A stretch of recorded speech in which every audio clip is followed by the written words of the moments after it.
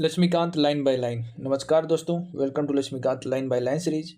इसमें हम लोग एम लक्ष्मीकांत की बुक को लाइन बाय लाइन पढ़ते हैं और समझते हैं। इस सीरीज में हम लक्ष्मीकांत के चैप्टर 1 को कंप्लीट कर चुके हैं और चैप्टर 2 हमारे हिसाब से chapter 2 salient features of the Indian constitution का जो 2 पार्ट हो चुका है या तीसरा पार्ट है। तो इसको देखने से पहले आप जरूर उसके प्रीवियस क्लासों को ज़रूर से देख लें और साथ में पढ़ते रहें, क्योंकि लास्ट में तो आपको पता ही है कि घूम घूम के पूरा दुनिया घूम के आना तो हमें लक्ष्मीकांत पर ही, तो उससे बढ़िया लास्ट में पढ़ने से अच्छा है कि हम शुरू में ही पढ़ लें। हम लोग ये सेकुलर स्टेट का पढ़ चुके थे प्रावधान, अब हम लोग को पढ़ना था यहाँ से यूनिवर्सल एडल्ट फ्रेंचाइजी से।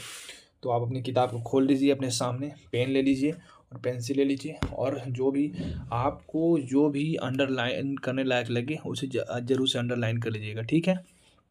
Is there any problem? होना तो नहीं चाहिए, ठीक है। आइए चलते हैं फिर अपने यूनिवर्सल एडल्ट फ्रेंचाइजी पे। अब किताब खोल लीजिए अपनी, ठीक है। The Indian constitution adopt universal adult franchise as a basis of election to the Lok Sabha and the state legislative assembly या स्टेट लेजिस्लेचर, सेम ही बात है। Every citizen who is not less than 18 years of age a right to vote without any discrimination of caste, race, religion, sex, literacy, wealth, and so on. The voting age was reduced to 18 years from 21 years in 1989 by the 61st Constitutional Amendment Act 1988। मतलब कहने का मतलब कि हमारा जो election होता है वो यूनिवर्सल एडल्ट फ्रेंचाइजी के तौर पे होता है। यहाँ पे कोई भी भेदभाव नहीं होता है। कोई भी, ये स्टेट असेंबली हो या लोकसभा हो या कोई भी चुनाव हो, उसमें 18 साल से 18 प्लस लोग, जो भी 18 प्लस मतलब एडल्ट हो गए हैं, वो वोट कर सकते हैं, चाहे वो स्टेट लेजिस्लेटिव असेंबली का चुनाव हो या लोकसभा का हो, ठीक है। बात समझ गए आपको। इसमें कोई भी डिस्क्रिमिनेशन नहीं किया जाता है। किस पे नहीं किया जाता? कास्ट पर नहीं किया जाता है। रेस पे नहीं किया जाता। रेस का मतलब रेस रंग वाला नहीं, कलर का, रेस कलर होता है। रिलीजन में नहीं किया जाता है। सेक्स में कि वो लड़का है लड़की, इस पे नहीं किया जा सकता है। लिटरेसी पे नहीं किया जा सकता है कि वो पढ़ा है लिखा है वही वोट करेगा, ऐसा कुछ नहीं। न तो अमीर अमीर किया जाता है। हम लोग भारत का एक गरीब अमीर से एक ही मैटर में बड़ा है। तो वो मैटर क्या है कि उन दोनों के पास वोट देने का अधिकार सेम है। मतलब अमीर हो, अरबपति हो, अंबानी हो, वो भी एक ही वोट देगा, और जो रोड पे भीख मांग के खा रहा है वो भी वोट एक ही देगा। मतलब दोनों का वोट एक ही है। और सबसे बड़ी बात, दोनों के वोट का जो वैल्यू है वो बराबर है। बात समझ गए आप? ओके, आगे चलते हैं।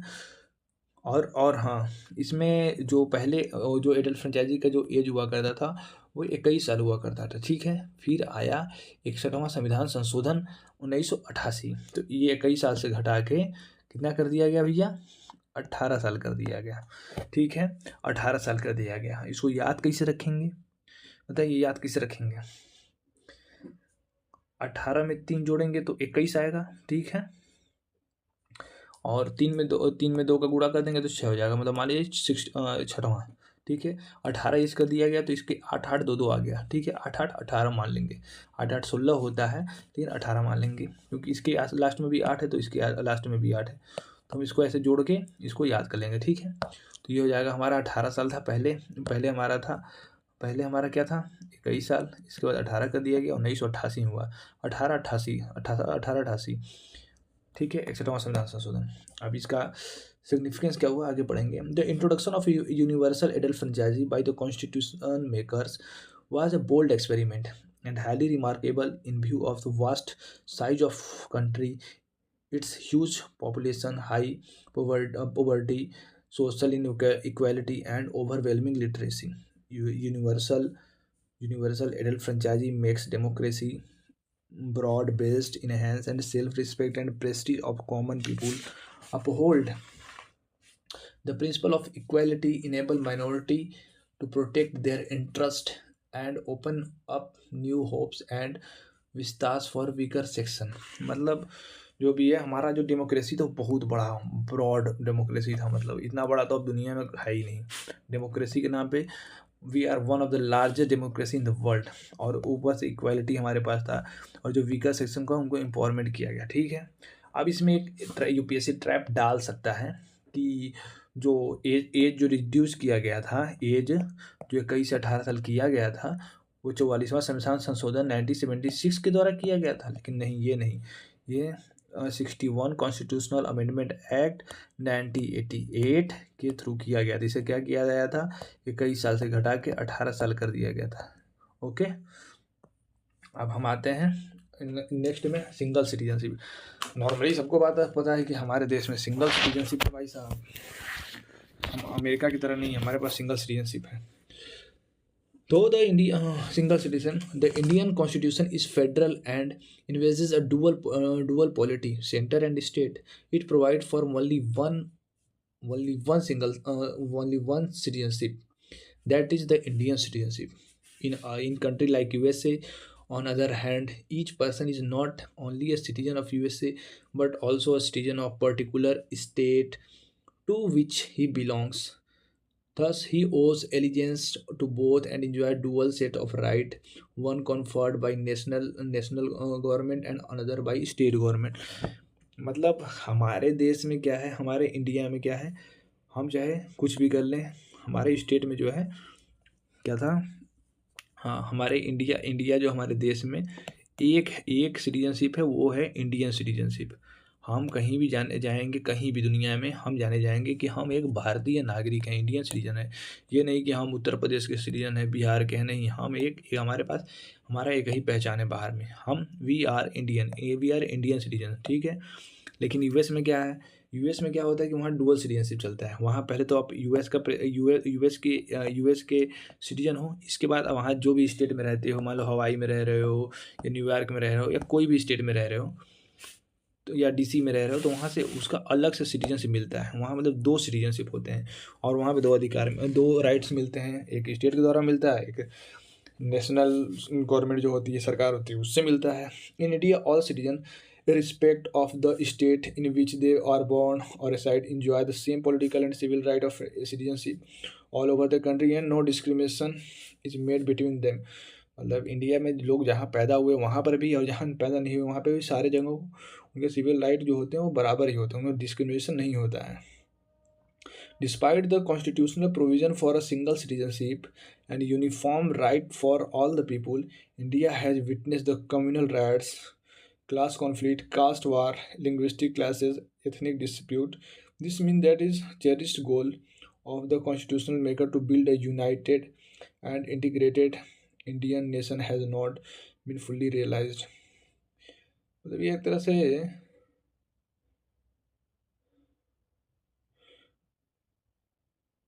मतलब जो जो हमारा कॉन्स्टिट्यूशन प्रोविजन है वो सिंगल सिटीजन तो दे दिया और यूनिफॉर्म राइट्स भी दे दिए, लेकिन पीपल ऑफ इंडिया वो कई जगह कम्युनल राइट्स भी देख चुके हैं, जो क्लास कॉन्फ्लिक्ट होता है वो भी देख चुके हैं।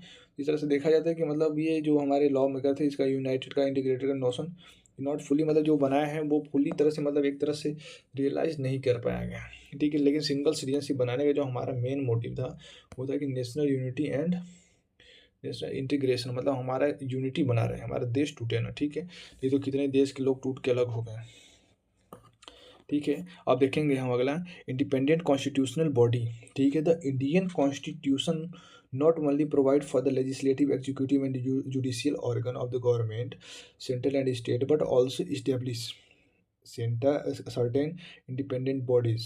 They are envisaged by the constitution as the bulk work of the democratic system of the government in India. मतलब हमारे जो हमारे कॉन्स्टिट्यूशन है उसमें कॉन्स्टिट्यूशन में कई इंडिपेंडेंट कॉन्स्टिट्यूशनल बॉडी बनाई गई जो देश को ऑटोक्रेसी मतलब तानाशाही से बचाना चाहती थी, बचा सकती है। जैसे कि पहला है election commission is ensure free and fair election to the parliament, the legislature, the office of president of India, the vice president of India. जो हमारा इलेक्शन कमीशन है वो पार्लियामेंट लोकसभा और राज्यसभा में फ्री एंड फेयर इलेक्शन कराता है, और state legislature में इलेक्शन कराता है, प्रेसिडेंट का इलेक्शन कराता है, और वाइस प्रेसिडेंट का कराता है, समझ गए आप। और जो हमारा जो CAG है, comptroller of auditor general, article कितना है बताइए इसका, आर्टिकल इसका 76, ठीक है। UPSC का आर्टिकल और UPA का 315, और इलेक्शन कमीशन का हमको याद नहीं है, आप जरूर से बताइएगा। हमको जहाँ तक लग रहा है 324 है शायद, आप देख लीजिएगा, 324 ही लग रहा है। 324, हाँ 324 ही है, ठीक है। आप इलेक्शन कमीशन का देख लीजिएगा, इसी का, ठीक है। Election commission of India article 324, ठीक है।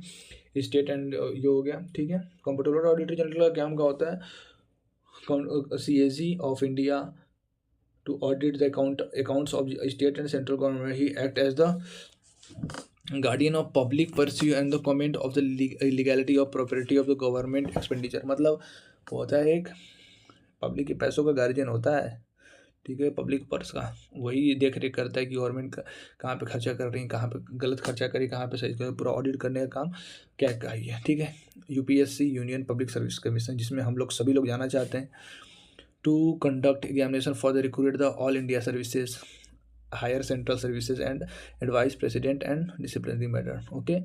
स्टेट PCS, ये स्टेट लेवल पर एग्जाम होता है, यहाँ से SDM SDM बनते हैं, ठीक है। ये एडमिनिस्ट्रेशन देखा जाता है स्टेट का, यहाँ से तो ये स्टेट खुद करते हैं ऑर्गेनाइज, ठीक है। The constitution ensure the independence of these bodies through various provisions like security of tenure, fixed service conditions, expense being charged on the consolidated fund of India and so on, ठीक है। मतलब जो independent जो safe guard इन लोगों को provide किया गया है, इनको एक सिक्योरिटी ऑफ टेन्योर दिया गया कि भाई आपका इतना एज तक नौकरी रहेगा, ठीक है। इसके पहले आपको कुछ हटाया नहीं जाएगा, ठीक है। और इसको हटाने का जो प्रोसेस है वो बहुत ही हार्ड है। सुप्रीम कोर्ट के जो जज होते हैं उनके जस्ट लाइक उनका जैसा होता है हटाने का तरीका, उसके थ्रू इनको भी हटाया जाएगा। और फिक्स्ड सर्विस कंडीशन होता है इनका, ठीक है। चार्ज जो एक्सपेंडिचर होता है इनका कंसोलिडेटेड फंड पे, ठीक है। अगला टॉपिक क्या है, इमरजेंसी प्रोविज़न। मतलब जो इमरजेंसी हमारे देश में लगता है 3 टाइप का, वही है, ठीक है। हम लोग आगे पढ़ेंगे। The Indian Constitution contains elaborated emergency provision to enable the President to meet any extraordinary situation effectively. The rationality behind the incorporation of these provisions is to safeguard the sovereignty, unity, integrity, and security of the country, the democratic political system, and the Constitution, ठीक है। मतलब जो emergency लगाया जाता है देश का जो सोवरेनिटी, यूनिटी एंड इंटीग्रिटी को, सिक्योरिटी को बचाने के लिए, ठीक है। The democratic political system and the constitution, okay. The constitution envisages 3 types of emergency. National emergency on the ground of war and external aggression और आर्म्ड रिबेलियन, ठीक है। इसका जो ग्राउंड होता है वो एक हो गया वार हो गया, एक्सटर्नल एग्रेशन हो गया, और आर्म्ड रिबेलियन हो गया। पहले ये आर्म्ड रिबेलियन नहीं था, पहले ये इंटरनल डिस्टर्बेंस था, फिर बाद में 44वें संविधान संशोधन से इसे जोड़ दिया गया, ठीक है। आर्म्ड रिबेलियन को स्टेट इमरजेंसी में क्या आता है, स्टेट प्रेसिडेंट रूल, ठीक है। On the other ground the failure of constitutional machinery in the state, article 356, ठीक है। और the failure of comply with the direction of the centre, 365, ठीक है। मतलब कि जो होता है स्टेट इमरजेंसी 356 होता है कि उसका जो कॉन्स्टिट्यूशनल मशीनरी है वो फेल हो चुका है, और 365 हो गया कि वो संविधान के मतलब सेंट्रल के डायरेक्शन को नहीं मान रहा है, ठीक है। जैसे सेंट्रल का डायरेक्शन वो बोल रहा है, जिद कर रहा है कि हम अलग हो जाएंगे, हम अपना देश अलग बनाएंगे, ठीक है, ऐसा कुछ सेंटर से कंप्लाई नहीं कर रहा है, तो वहाँ प्रेसिडेंट रूल लगाया जा सकता है, ओके। फाइनेंशियल इमरजेंसी क्या होता है, financial emergency on the ground of the threat to the financial stability और टू क्रेडिट ऑफ इंडिया। मतलब फाइनेंशियल इमरजेंसी होता है जैसे कि बैंक करप्ट होते हैं ना, उसे उसी तरह से देश क्या होगा, बैंक करप्ट हो गया, मतलब पैसा खत्म हो गया देश का, वहाँ फाइनेंशियल इमरजेंसी आ गया। आज तक हमारे देश में कभी नहीं लगा है। नेशनल इमरजेंसी एक बार लगा है 1975 से 77 तक, इंदिरा गांधी के काल में। स्टेट इमरजेंसी हमारे क्या हमेशा लगते रहता है, ठीक है। कि फीचर क्या है, फेडरल है, फेडरल नहीं, federal unitary without constitutional amendment. Terminology change क्या है, इंटरनल डिस्टर्बेंस, ये हो गया चेंज, हो गया आर्म्ड रिबेलियन, ये 44वां संविधान संशोधन 1978 द्वारा ये जोड़ा गया था, क्योंकि इंटरनल डिस्टर्बेंस का सहारा लेके इंदिरा गांधी वो इमरजेंसी लगा दी थी। ठीक है, और यहाँ पे हमारे पास 3 टियर गवर्नमेंट है। ये हम लोग को पता रहना चाहिए और जानकारी होना चाहिए। ठीक है। Three, originally the Indian Constitution, like any other federal constitution, provide for a dual polity and contained provision with regarded the organization and power of the center and state. Later, 73rd and 74th Constitutional Amendment 1992 have added third tier government. ठीक है, which is not found in other constitution of the world. ठीक है, ये हमारा ऐसा feature है 3 government का। ये विश्व के किसी भी कॉन्स्टिट्यूशन में ये नहीं पाया जाता है। हमारा ओरिजिनल स्ट्रक्चर क्या था, state and centre and state का। फिर ऐड क्या किया गया था, 73वां संविधान संशोधन पंचायत ऐड किया गया था। किस में, पार्ट 9 और शेड्यूल 11। ठीक है, और 74 में म्यूनसिपैलिटी 9A और शेड्यूल 12। ठीक है, यूनिक फीचर्स इसका क्या है, local government is constitutional. Unique feature क्या है, जो लोकल गवर्नमेंट है वो क्या है, कॉन्स्टिट्यूशनल है, उसे कॉन्स्टिट्यूशनल मान्यता दे दिया गया है। ठीक है, इसमें यूपीएससी का ट्रैप क्या आ सकता है कि जो लोकल बॉडी है वो स्टेचुटरी बॉडी है। स्टेचुटरी मतलब जो बाय लॉ बाय कन्वेंशन बनाया गया, लेकिन ये ऐसा नहीं है। कॉन्स्टिट्यूशनल क्या है, कॉन्स्टिट्यूशनल है ये हमारी बॉडी, ये कॉन्स्टिट्यूशनल बॉडी है। ठीक है, लोकल गवर्नमेंट जो होता है, लोकल गवर्नमेंट जो पंचायत हो गया, म्यूनसिपैलिटी हो गया, ये सब हमारे लोकल गवर्नमेंट है और ये कॉन्स्टिट्यूशनल बॉडी है। Okay, the 73rd amendment act 1992 gave constitutional recognition to panchayat. मतलब जो 73वां संविधान संशोधन 1992 था वो पंचायत को संवैधानिक दर्जा दे दिया। ये एक रूरल लोकल गवर्नमेंट है।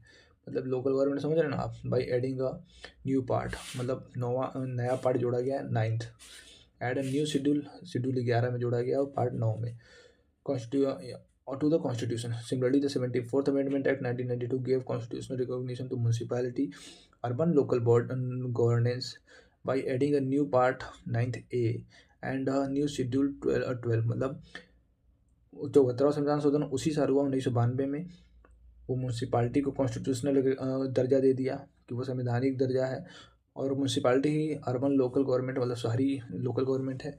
और इसमें एक नया पार्ट जोड़ा गया 9th का A, म्यूनसिपालिटी क्या है 9A में है और शेड्यूल 12 में है। ठीक है, इसके बाद आता है कोऑपरेटिव सोसाइटी। ठीक है, क्या आता है, कोऑपरेटिव सोसाइटी।